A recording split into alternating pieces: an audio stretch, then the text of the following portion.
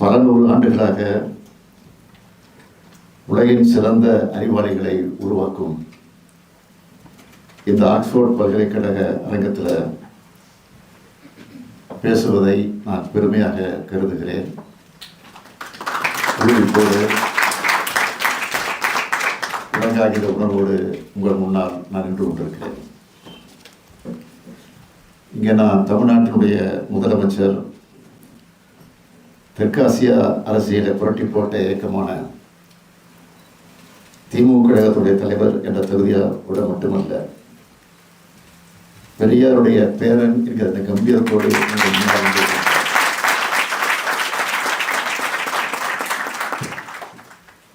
பகுத்தறிவு பகலவன் அறிவாசன் தந்தை பெரியாரின் படத்தை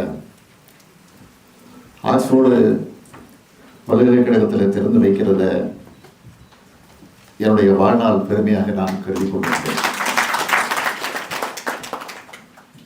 பகுத்தறிவு பட்டுரை உலகம் முழுக்க பரவி வருவது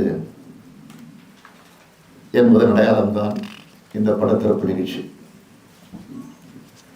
பெரியார் இன்று உலகம் முழுக்க தேவைப்படுகிறார் என்பதன் அடையாளமா அவருடைய படத்தை திறக்க திட்டமிட்டிருக்கீங்க.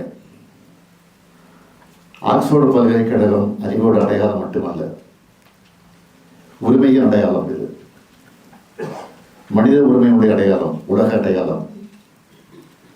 அப்படிப்பட்ட இங்கு